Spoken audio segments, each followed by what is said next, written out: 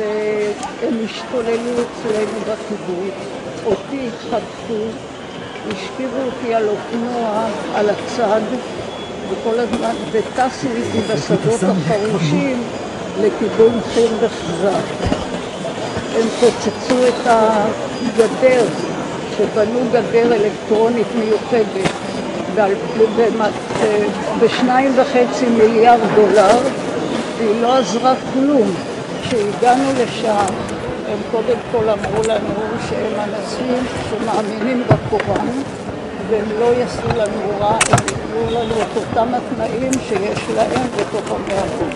היו צמודים אלינו משמר שלהם וחובש, והגיע גם רופא ודאג עוד יותר את אותם הכדורים, כדורי בריאות.